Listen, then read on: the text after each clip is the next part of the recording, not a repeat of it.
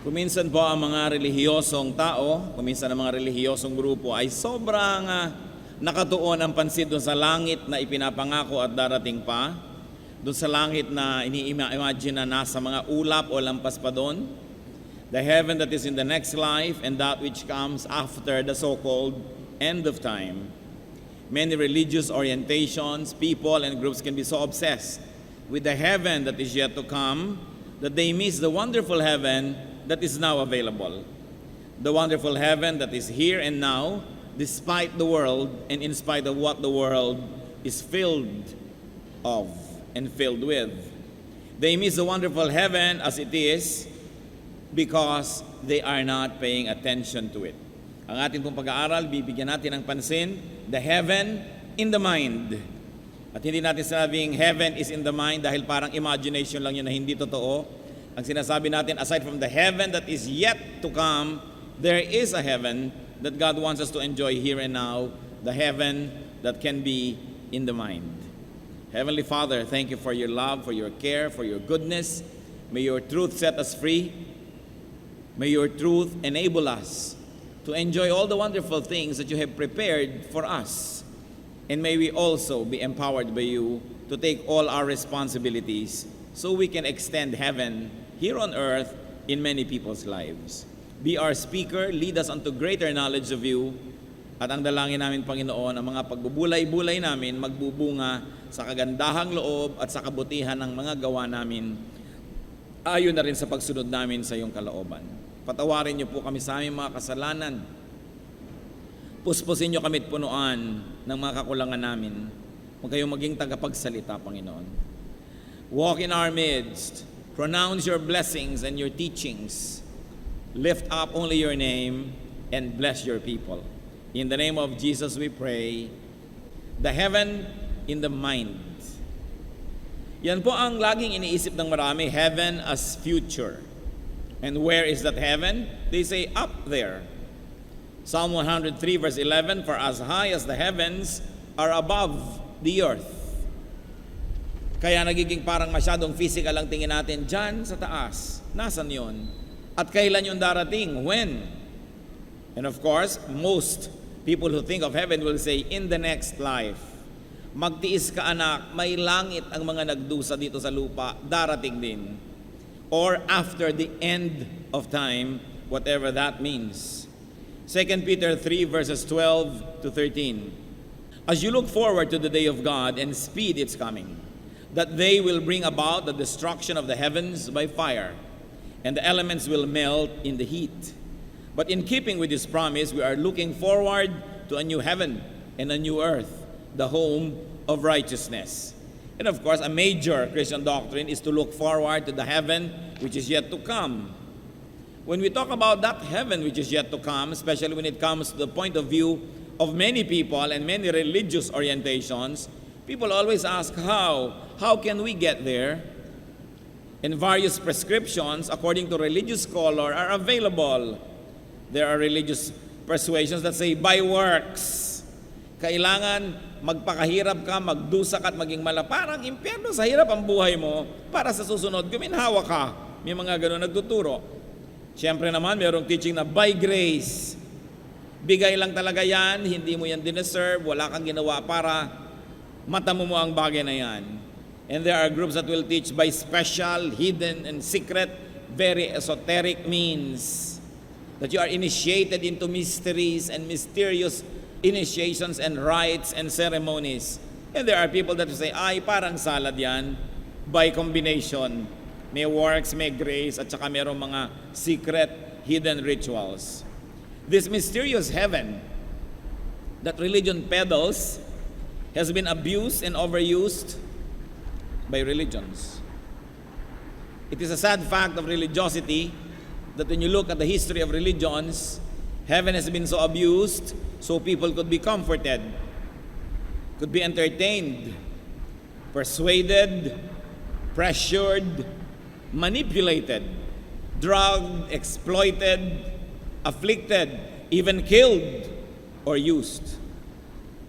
Hindi nabago sa ating pandinig na may mga nagtuturo na para pumatay ka, para sa iyong relihiyon, diretso kang pupunta sa paraiso. Para mamatay ka, para sa iyong pananalig ay meron kang napakalaking gantimpala doon sa kabilang buhay. Habang ang ganyang mga katuruan ay mayroong reflections sa Bible, a very deep and important analysis and study is required before you even go to religious wars to kill or be killed in the name of God. Kaya ang mga pinakamadudugo at mga pinakamahihirap na mga labanan na nangyari sa kasaysayan ng tao, kadalasan ay relihiyoso ang dahilan.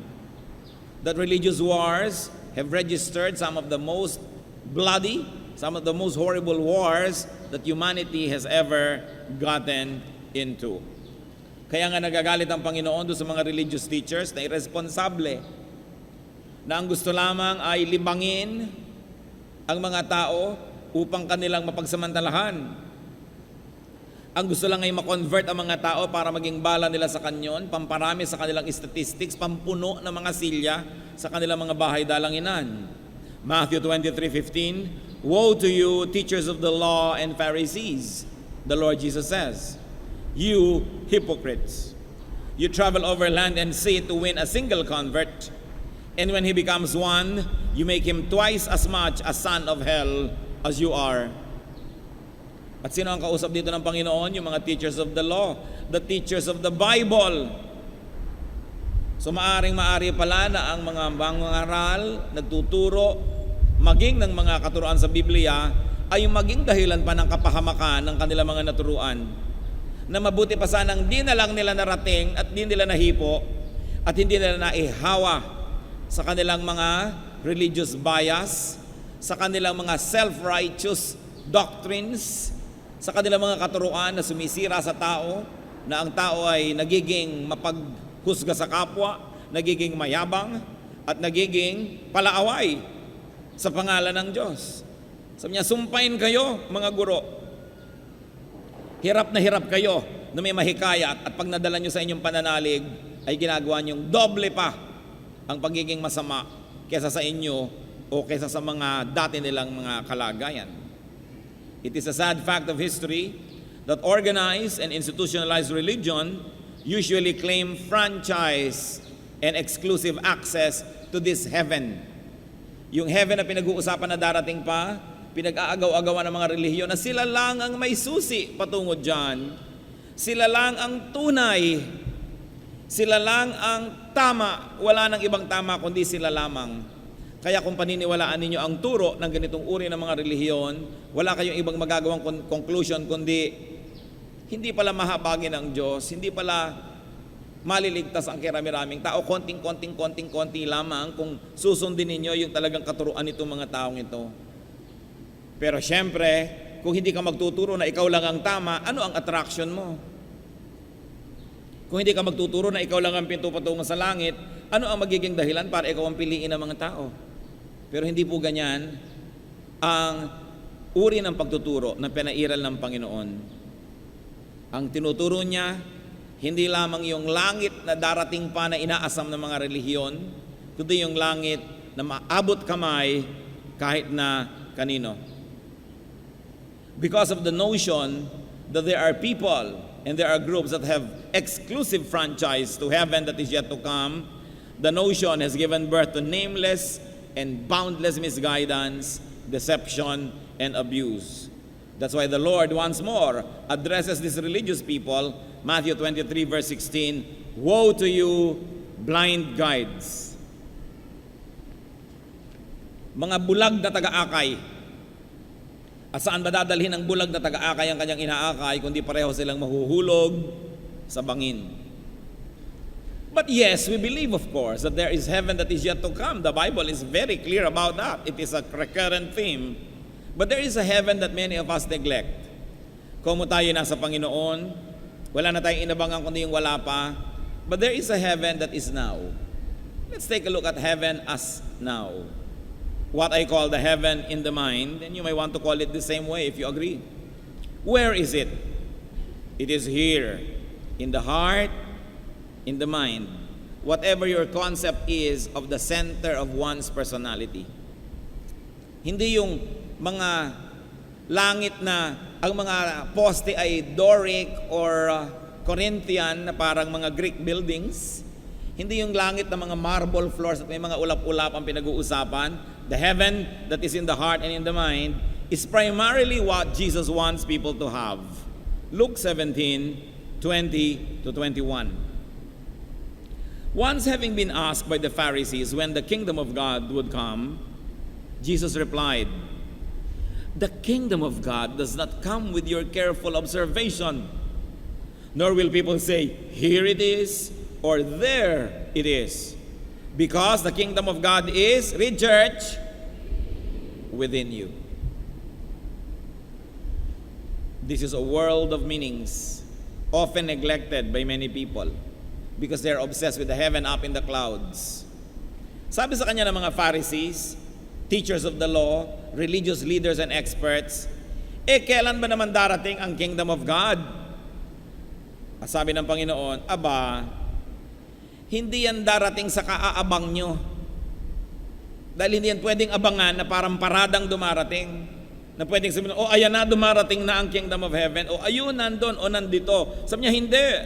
Ang kaharian ng Diyos ay nasa inyong kalooban. Nasa inyong puso. If you like to say, it is in your mind. Pero hindi yung negatively speaking na in the mind meaning haka-haka lamang at hindi totoo.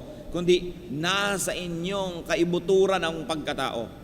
The kingdom of God that Jesus was always talking about is a kingdom in spirit. John 1:12, "Yet to all who received Him, who believe in His name, He gave the right to become children of God." So pag tumanggap ka na sa Kanya, nanalig ka na, anak ka na ng Diyos, therefore you are a citizen of heaven. At alam niyo po yung citizens, wherever they go, they are protected by their embassy. That's why the church is the embassy of heaven on earth. It is the advance party, the sanctuary, the refuge of those who believe in God. Kaya nga po ang mga ambassadors, kita niyo po ang mga embassy nila kahit sa ibang bansa, may flag nila because it is considered an extension of their territory and the host government cannot assault it, cannot even get inside it without the permission of the host country or the embassy. And when the ambassador rides his car and this car bears the flag of his country, not even our local policemen can give them a parking ticket. We cannot apprehend them. Hindi sila pwedeng hulihin kung ayaw nilang pahuli because that car becomes an extension of their country. Embassy pa lang yan ng tao, yung embassy ng Diyos. Kaya sabi, bagamat may tunay na kinalalagyan ng Diyos sa mga kalangitan kung nasan man yun, pero ang puso ng mananampalataya, embassy of heaven. It becomes an extension of the kingdom of God so that the people of God can take refuge and protection and nourishment in it. Kaya ang mahalaga po, ma-develop natin yung kingdom of God that is within us. When does that happen? When do we begin to enjoy the kingdom of God? Yung pinag-uusapan natin kingdom that is yet to come, pag dumating na yon o pag namatay ka at napunta ka doon, according to the beliefs of many, pero habang buhay ka pa dito, paano? Yes, you can have that kingdom here. If having Jesus is salvation, if having Jesus is heaven, then that heaven is here and now. Tulad ng sinabi niya kay Zacchaeus sa Luke 19:9, Jesus said to him, "Today salvation has come to this house." Not later, not in the future, but today. Salvation has come to this house. The people here have become citizens of heaven. Their hearts, their home, become embassies of heaven. And if it's Jesus that is the key to that heaven, then it is not only now, but it is for always. Hebrews 13:5, "Never will I leave you, never will I forsake you." It is always. It is not just now. Now, how do you get there? Because the kingdom that we're talking about is not a physical place, then you don't go there by transportation, but you go there by transformation. Because it is a spiritual kingdom, then it can be had and enjoyed through a spiritual experience. So how do you have the kingdom of God that Jesus is talking about? by transformation first in thought. Because it is in the mind. So if you're going to change the contents of your mind, you have to change the way that you think. Romans 12:2. Do not conform any longer to the pattern of this world, but be transformed by the renewing of your mind. Then you will be able to test and approve what God's will is, His good, pleasing, and perfect will. Huwag na daw makiayon sa paraan ng pag-iisip ng sanlibutan, kundi baguhin ang lahat-lahat at magbago sa pamamagitan ng pagbabagong loob, pagbabago ng isip, pagbabago ng paraan ng pag-iisip. Sapagkat kung nagbabago tayo ng paraan ng pag-iisip, mababago ang paraan ng ating pagkilos, mababago ang ating mga gawa, mababago ang ating mga kinakahiratian at ang ating mga habits, mababago ang ating pagkatao, therefore mababago ang lahat. Kahit ang buong paligid mo hindi nagbago. Dalawa po, at least two, dahil marami yan, there are at least two forms of reality that we can experience. One is the reality that is physical. Yung nangyayari, halimbawa, meron kayong asawa o kasintahan o mahal sa buhay in a romantic way, at nakita nyo nakikipagyakapan sa iba, kitang-kita nyo, reality happening physically, ano mangyayari, mararamdaman ninyo? Bibilis ang inyong pulso, lalakas ang tibok ng inyong puso, mag-iinit ang inyong mga punong tainga, luluwa ang inyong mata, magkakaliko-liko ang inyong mukha, at matitigas ang inyong muscle, at susugod kayo at magagalit kayo at maninibugo kayo dahil nakita ninyong totoo. Physical reality. Ngayon, another reality that is in the mind. Nasa bahay kayo, wala ang inyong mahal sa buhay, malayo, pero naisip-isip niyong siguro may kayakap siyang iba ngayon. Nagyayakapan sila, napakatamis ng kanilang samahan. Anong mararamdaman niyo? Bibilis ang inyong pulso, lalakas ang tahip ng inyong dibdib, maninigas ang inyong mga muscle, magkakaliko-liko ang inyong mukha, mag-iinit ang punong tainga nyo. Lahat ng nangyayari, pag physically na nangyayari yon, mangyayari sa inyo. Pero, it's all in your mind. And yet, although it's only an imagination, it's already affecting you as if it's really happening. Because really, it has already happened. Maybe not in physical reality, but inside of you it happened. Kaya kung gusto po ng tao na magkaroon ng kalangitan, kapayapaan, katahimikan sa kanyang puso, sa kanyang buhay, hindi niya kailangang baguhin ang mundo dahil ang tagal pa bago mangyari yung tutupukin ang mundong ito at babaguhin ng Diyos. Alangan namang intayin niyo pa yon. Hindi kailangang magbago lahat ng masasama, baguhin lahat ng problema ninyo, magkaroon kayo lahat ng pera, gumaling lahat ng inyong sakit para kayo sumaya. Because when you decide in your heart that you're going to enjoy the peace of God and you believe that God can give it, you can have it no matter what the situation is. And that is the heaven in the mind. At iyon ang marapat nating naisin na makamtan habang hinihintay natin yung physical, tinatawag nating real heaven. Kailangan maranasan natin ipinangako ni Jesus that the kingdom is within you. Kaya ang mga tunay na mananampalataya, ang malalalim ang mga pananalig, kahit walang kapera-pera, hindi nag-aalala. Sasabihin nila, well, may Diyos. Pagkakain na ako, papakainin ako ng Diyos. Yung mga may sakit na hindi pa gumagaling, sabi nila, may Diyos. At kung hindi man ako gumaling ngayon, napadali ang aming pagkikita, gumraduate ako mula sa buhay na ito, hindi ako masyado mag-aalala. Yung mga ang anak ay malalayo, ang mahal sa buhay ay malalayo, nag-aalala sa sabi nila, may Diyos. Yung Diyos ko dito, Diyos din doon. Kakausapin ko ang Diyos, ibibilin ko. Mas mahal nga yun ng Diyos kaysa mahal ko yun. So, magpapakapayapa ako dito. Pero yung mga taong wala sa Diyos, kahit nandyan na yung pera, nandyan na yung pagkain, nandyan na lahat, ligalig pa rin ang buhay nila at magulo pa rin. Because they don't have the heaven in their heart. And what do they have? The hell that is in the heart. Kasi kabaligtaran lang yan.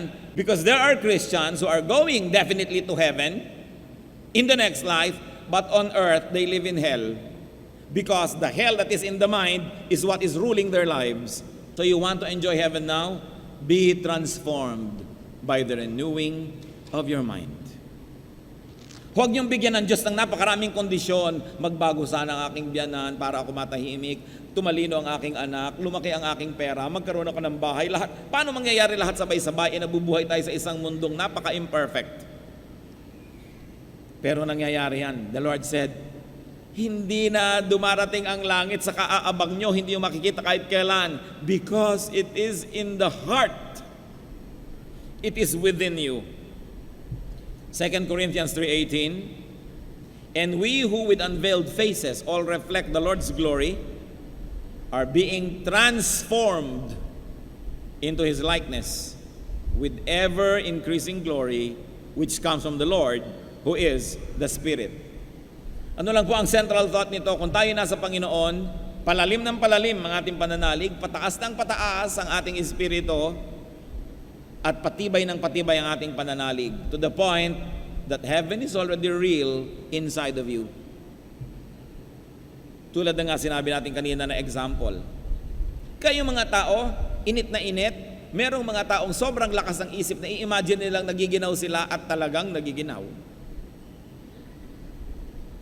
Meron naman mga tao na ini-imagine lang nila ang isang napakatahimik na puok, may mga ibon, mga halaman, may batis, na kahit nakatira sila sa estero, sumasaya ang kanilang pakiramdam because it is their garden in the heart. Masyado kasi tayong mga tao na nagiging physical, that we allow our physical environment to limit us. But never forget that we are spiritual beings, that you can transcend your environment and actually be where you want to be if you are spiritual. Because the Spirit knows no bounds. And the Spirit is timeless and spaceless. Only the physical body is limited by time and space. That's why, Christians, if you're going to have more and more of this heaven in the mind, you have to have more and more of praying. In fact, meditating. Kung sinabi ng Panginoon that don't make your prayers very long because the Father in heaven knows what you need before you ask Him, bakit magdamag kung minsan siyang nananalangin, sabi sa Biblia? O kaya maghapon, nandun siya sa isang lugar na nanahimik. I like to believe that He's meditating. That you meditate on the law of the Lord, you meditate on the beauty of God, you meditate on the goodness, the mercies of God. And according to scientific discoveries lately, in fact, it was featured in the January 23, 2006 issue of Time magazine. Nasukat nila yan scientifically, yung mga taong mahilig mag-meditate, that daily meditations physically transform the cerebral cortex. The cerebral cortex is the biggest part of the brain. It determines intelligence and personality, the interpretation of sensory impulses, yung paggalaw ng ating katawan, the motor function, all of that is determined by the cerebral cortex. At sa mga sinukat na cerebral cortex ng mga pasyenteng nakiisa sa isang scientific test, yung mga mahilig mag-meditate, pakapal ng pakapal yung cerebral cortex nila. When your brain changes physically, it will change the way it functions. When its functions change, your thought patterns will change. When your thought patterns change, your behavior will change. When your behavior changes, your personality changes. That's why you can make heaven on earth if you know how to tune into God through meditation. At yan ang nawawala sa ating buhay. Pati yung mga tinatawag nating magko-quiet time, actually 5 minutes. Nauso na yung 1 minute with God, 5 minutes with God, na parang ganun lamang pala ang pakikipagniig sa Diyos. Basahin ng isang verse, basahin yung explanation, sasabihin sa iyo ng instruction, pray about this, and pray ka ng konti, and you think na nagbulay-bulay ka na. No wonder there is so much spiritual weakness and failure because we have very little meditation and aloneness with God. It is a spiritual activity that is personal, that every Christian must develop. Yung pakikipagniig sa Diyos. Tulad ng ginagawa ng mga sinaunang Pilipino na lagi nakikipagniig sa mga bagay na lampas sa physical. Kaya nga po tulad ng aking na-share na sa marami, pagdating ng mga Kastila at hanggang nakaalis na lang sila, hindi pa naintindihan kung bakit ang mga Pilipino ay lagi nasa duyan. Bakit nga ba laging idinuduyan ang mga Pilipino? Bata pa lang sa duyan, paglaki ibang duyan naman, at pagtanda, silyon, nauugoy-ugoy pa rin. Sabi na pagkatatamad ng lahing ito, laging uugoy-ugoy. Ang di nila nababatid, at marahil, ewan ko kung batid nyo, ha? Ang ating mga ninuno, actually nagbubulay-bulay pagka nagduduyan. Pagka uugoy-ugoy, si silyon-silyon, ay sila ay nag-iisip-isip, nagninilay-nilay, nagmumuni-muni. At sigurado sa ibang mga languages ng Pilipinas, may equivalent yung mga salitang yan. Nang ibig sabihin lang, nililimot ang physical environment at iniisip o kaya ay nakikiisa doon sa mas mataas na level of consciousness. No wonder our old people, though they may not have been formally schooled and trained in higher levels of academic institutions, no wonder they are full of wisdom. Bakit ang mga lolo't lola natin, lalo na noon, pag humingi ka ng payo, magagandang mga salita ang lumalabas sa kanilang bibig, mahuhusay ang mga kanilang mga pananaw sa buhay, sapagkat nasusuri nila ang buhay, nalalaman nila ang mga mahahalaga at hindi, kaduduyan at kasisilyon. Yung mga sociologists ngayon, psychologists, psychiatrists, ano po ang kanilang ina-advance na mga dapat gawin daw ng modern persons? The art of doing nothing. Gusto nilang ibalik doon ng tao dahil sobrang naging busy. Paggising, magbubukas na ng radyo o TV kahit hindi nanonood. Kahit naglalaba, naglilinis, may umaandar na kung ano dyan. Hindi na nabakante ang isip, lagi na lang may bombardment. May nakasaksak pa sa tenga, napapakinggan, lagi na lang may binabasa, lagi na lamang na may pinapanood, walang katahimikan. Kaya mahalaga po yung pagbubulay-bulay. Because it has been scientifically proven, although we don't need to be persuaded by science to believe what the Bible says, but it is nice that science not only accepts but also proves na talagang may nangyayari pagka madadasalin ang tao. So manalangin. Kailangan natin ng pagbabago ng isip. Hindi natin kuminsan na lubos na naunawa ang halaga ng pag-iisip. So paano natin bababago ang ating buhay? Kailangan baguhin ang pinagagagawa ng utak na ito, ang ipinag-uutos niya sa atin at pinag-iisip niya. That's why the Bible says very, very clearly, be transformed by the renewing of your mind. So kung dati tayong pala reklamo, gusto niyo magkaroon ng heaven on earth, baguhin ang ugali at huwag lagi nagre-reklamo. Maghanap naman kayo ngayon ng mapupuri. Then you will begin to see beautiful things. Kung dati kayong laging galit, baguhin nyo naman, gawin nyo naman kayo maibigin. Dati kayong lagi nang maramdamin, baguhin.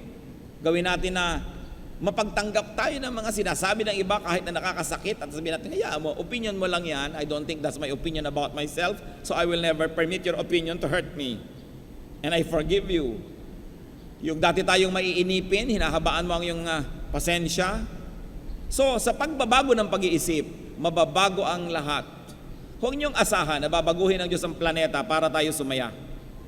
Dahil, yung merong outdoor activity, ayaw niyang umulan. So, ang dalangin niya sa Diyos, Diyos ko po, huwag mong papaulanin bukas.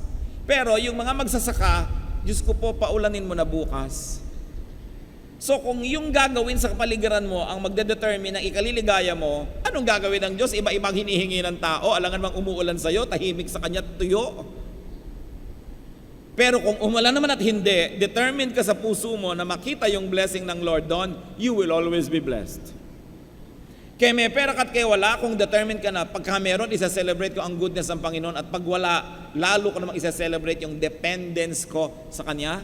So kaya wala at kaya meron, payapa ang buhay mo. Nasa pag-iisip ang lahat. Mga kapatid, lalo ang matatagal na sa Panginoon, kung meron kayong dating mga personality problems o kaya mga difficulties at nandyan pa rin hanggang ngayon, isa lang ang nakakatiyak na pwede nating sabihin, sa hinaba-haba ng pagkakristyano nyo at sa dinami-rami ng narinig nyong verses, di nyo pa rin binago ang inyong pag-iisip. Kaya ganyan pa rin tayo. walang ibang pwedeng sisihin. Kung lagi ka na lamang nagdedemand na mapansin ka, lagi kang magtatampo. Kung lagi kang naghahanap na ikaw yung center of attraction, lagi kang mabibigo at lagi kang magiging walang kwenta dahil nang aagaw ka lagi ng eksena ng iba. Change the way you think and the world will suddenly become heaven on earth.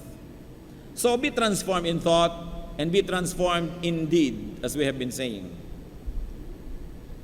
Luke 19:8, but Zacchaeus stood up and said to the Lord, Lord, look, here and now I gave half of my possessions to the poor. And if I have cheated anybody out of anything, I will pay back 4 times the amount. So ano pong pinag-uusapan dyan?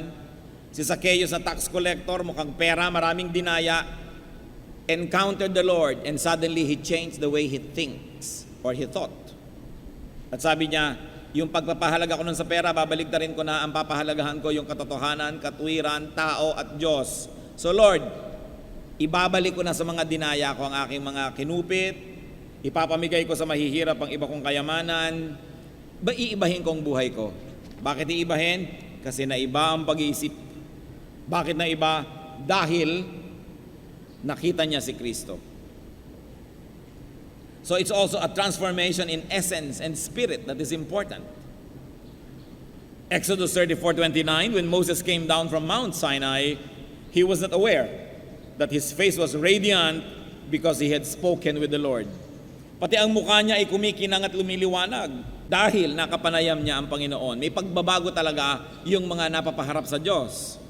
1 Corinthians 6:11, and this is what some of you were, meaning mga dating nasa kasalanan. But you were washed, you were sanctified, you were justified in the name of the Lord Jesus Christ and by the Spirit of our God. So pwedeng mabago ang lahat sa pamamagitan ng ating pananalig at pagsunod sa Panginoon. So change in essence and change in spirit. And it can be done by transcendence, by independence and freedom from the world. Hindi ka masaya lang pagka merong tubig, kahit wala masaya ka. Hindi ka masaya lang pagka maganda ang panahon. Masaya ka rin kahit umuulan. At mga kapatid, gusto ko pong bigyan ng puna ito, huwag niyong sinasabing bad weather. There is no such thing as bad weather. Because weather comes from God. Kahit kumikidlat-kidlat, nare-recharge ang electrons ang ating atmosphere. Kailangan ng planeta ang mga kidlat. Tumabi-tabi ka lang nang huwag kang tamaan. Pag malakas ang hangin at may bagyo, nare-replenish ang mga energies ng mundo. Binabalanse ang mga imbalances. Yung sobrang init dito, inaalis. Yung sobrang lamig, inaalis. Kaya lumalakad ang mga init at lamig. Huwag ka lang pakalat-kalat para di ka sipunin. Don't say bad weather. You might want to say rainy weather. You might say windy weather. You might say ang lakas ng ulan, ang lakas ng kulog ng kidlat, pero huwag niyo sabihin masungit at masamang panahon. Dahil galing din yan sa Diyos. Appreciate natin yan. John 16:33, I have overcome the world. Kaya kong sumaya kahit pinapalungkot ako ng mundo. Ephesians 4:22 says, you were taught with regard to your former way of life to put off your old self, which is being corrupted by its deceitful desires. So we have to continue to put off our old self, so that there will be space in your heart for heaven on earth, for heaven that is in the heart and in the mind. And of course, we get transformed by association with Jesus. When you are associated with Jesus, changes will happen, naturally. Yung mga dating dungo na mga di nag-aral, mga mahiyain at may mga inferiority complex na mga probinsyano, tulad ng mga disciples ng Panginoon, sa Acts 4:13, when they saw the courage of Peter and John and realized that they were unschooled, ordinary men, they were astonished and they took note that these men had been with Jesus. Nagulat sila, ba't ang lakas na loob ng mga taong yan? May mga PhD ba para magturo?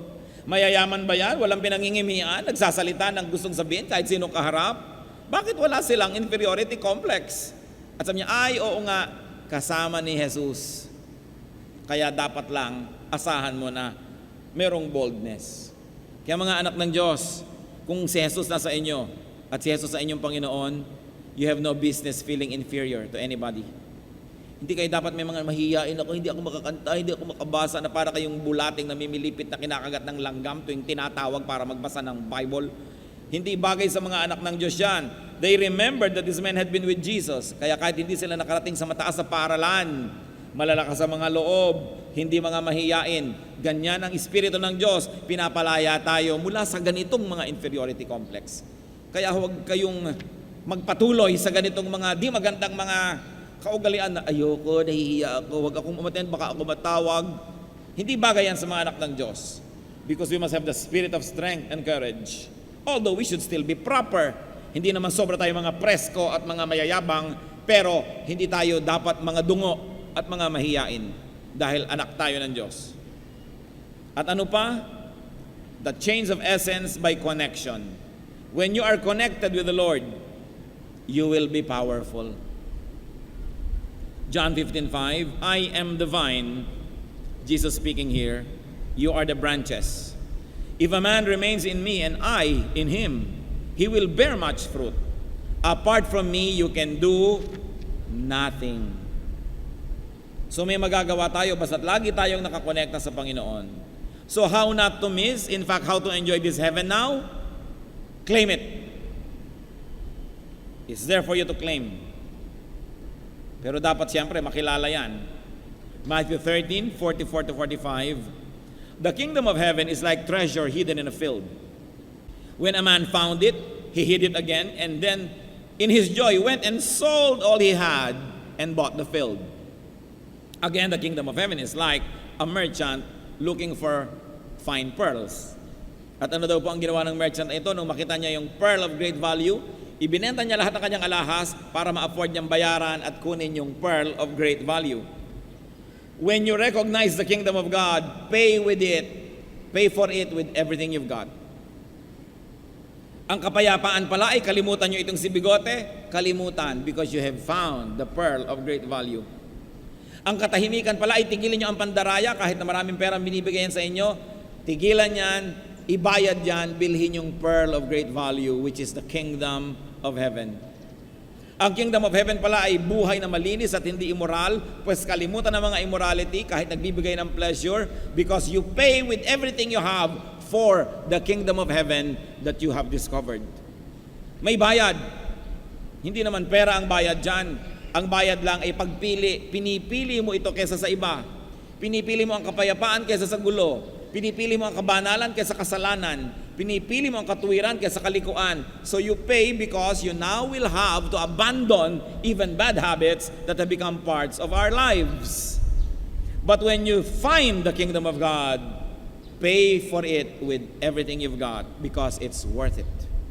Hindi dapat panghinayangan ang mga sakripisyo, ang mga tinatanggal sa buhay at mga pinuputol na relasyon para lang lubos na maghari sa ating puso ang kaharian ng Diyos. Sapagkat isa lang ang kasya sa puso mo at any given time, you cannot serve God and other gods. Kailangan pumili ka. At ang mahalaga, makita natin ito ang mahalaga, ito ang kailangan ko. Kaharian ng Diyos, langit sa puso ko, kapayapaan, paraiso dito sa lupa. Kailangang baguhin ko ang aking buhay, ang aking pag-iisip, and it will be yours. So you've got to claim it, recognize it. Or baligtarin nyo, recognize it first, then claim it. But you've got to have the heart and the eyes to see that this is what you need. And usually what we need is not what we want. And what we want is not always what we need. Nakilala ni Nicodemus si Jesus sa dinami-rami ng mga naging teacher sa Israel. Sabi niya, alam ko kayo galing sa Diyos. Nakilala niya. Si Peter, sa dinami-rami ng opinyon ng mga tao tungkol kay Jesus, sabi niya, you are the Christ, the Son of the living God. Nakilala niya. At si John, sa John 6:66-69, yung mga natutuwang sumunod kay Jesus dahil lagi napapagaling, napapakain, etc., etc., nung turuan niya ng mahihirap na bagay, nag-alisa na yung iba. From this time, many of his disciples turned back and no longer followed him. Iniwan nila si Jesus. You do not want to live too, do you? Jesus asked the 12. Simon Peter answered him, Lord, to whom shall we go? You have the words of eternal life. We believe and know that you are the Holy One of God. So nung marami nang umaalis, nung matalikod kay Kristo dahil mahirap na ang mga itinuturo niya, sabi niya doon sa mga 12 na ito, o kayo, hindi niyo naman gustong iwan din ako, ha? Bakit naman po namin kayo iiwan? Kayo ang pinagmumula ng mga salitang nagbibigay ng buhay. So sabi nila Peter dito, kahit mahirap, kahit hindi namin laging nauunawaan, kahit na ang buong mundo'y tumalikod, hindi namin gagawin because we knew you. We met you and we know that you are the word of life. And if you have met the Lord and you know that He is the word of life, you will not leave Him just because it is inconvenient. You will not leave Him just because there are other desires that you want to prioritize. Because He is the word of life. So, what do? How can you enjoy heaven now? Think it. Hindi ko sabing think about it, but think it. Yun ang gawin yung iniisip nyo. And the power of thought, the reality that is beyond the physical, will become real in your lives. Live it and live in it. Live in that heaven now. Though your environment does not look like it, remember, it is in the heart. It is within you. Ang kagandahan ng langit na ito, kaya niyong dalhin kahit saan kayo pumunta. You dignify a place by being there. You bring heaven with you. That's why it is important that we become ambassadors, extensions of the kingdom of God. Philippians 1:21, for me to live is Christ. So live Christ, live in Christ, and let Christ live in you.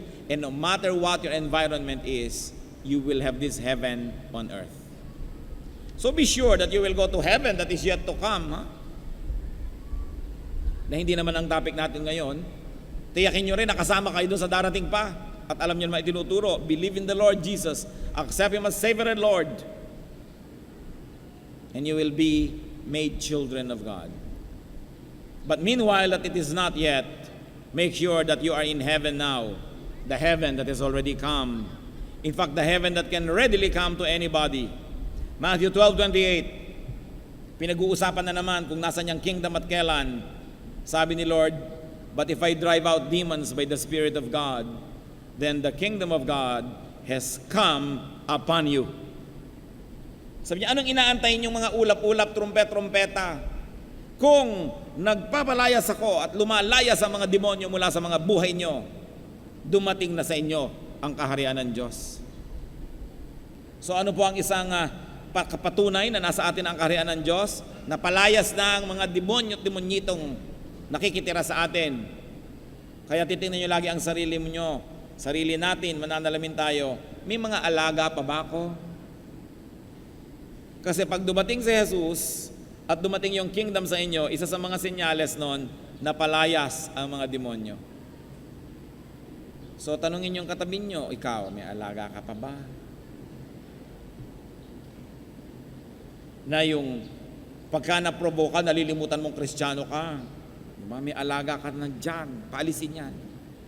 Sabi ni Lord, if I drive out demons by the Spirit of God, then the kingdom of God has come upon you. Dumating na. Huwag niyong abang kayo ng abang, kailan, petsa, compute. Hindi yan ang sinasabi ni Jesus na darating. Sabi niya, nasa puso mo. So, do not just treat and diminish and minimize and trivialize the present life as just a preparation for the coming heaven. Mahalaga mga kapatid ang buhay na ito. Huwag natin siyang walain ang halaga sa pamamagitan ng pagtuon lang natin sa darating pa. Nalilimutan tuloy natin yung ngayon. Narito yan ngayon. Life now, life here offers fullness. In fact, it offers heaven. Sabi ni Lord sa John 10:10, the thief comes only to steal and kill and destroy. I have come that they may have life and have it to the full. Here and now, you can have a full life. But it depends on what is full. Kung sa'yo ang full life ay yung may 3 bahay, may 5 kotse, may 5 asawa, may bilyones, hindi ka na siguro magiging full kahit kailan. So kung hindi mangyayari yun, what do you do for you to be full? Change your mind. Change what is the meaning of full, and you will be full. It's all in the mind. So what is important for us is to find, to experience, to enjoy and to share this heaven now. Brothers and sisters, with the help of God, you can create this heaven in your heart, in your home, in your community, in our church, in our nation, on earth. Heaven on earth. Aming Diyos, buksan niyo nga po ng lubos sa aming isip nang lalo pa naming maunawa ito. Itong heaven that is in our heart. The kingdom of God, the kingdom of heaven that is inside us. Ipaunawa niyo po ito sa amin, Panginoon. Sa mga kapatid namin panauhin na nabubuhay sa malaimpyernong paraan, ituro mo na pwedeng maiba ito. That by receiving Jesus into our hearts and lives, we can become children of God, citizens of heaven, and we can create heaven in our hearts. In fact, even in our midst. Ituro mo sa amin, Panginoon, yung halaga nung darating pa na itinuturo sa Biblia at yung dumating na itinuturo rin ng Panginoong Jesus. Buksan niyo po ang aming mata kung anong nagiging sagabal para kami maka-enjoy nitong heaven, nitong kingdom of God within us. Ano po sa paraan ng pag-iisip namin, sa paraan ng pamumuhay, ang naglalayo sa heaven na ito at naglalapit doon sa hell on earth? Teach us. Magbulay-bulay tayo, mga kapatid. Suriin ang ating mga sarili. At kung sa inyong pananaw, you enjoy this heaven, this kingdom of heaven within you, thank God. It is only possible because of God's grace. And extend that heaven to other people. And if you think na kulang yon, madalas nga nagiging parang hell, mag-isip. Humingi ng karunungan sa Diyos so we can identify and destroy that which takes the place of the kingdom in our hearts. Empty your heart of the kingdom of hell. Empty your heart of the elements of hell so that there may be enough space for the kingdom of heaven. Be alone with God, and may the Spirit of God guide us to apply these wonderful things in our life today.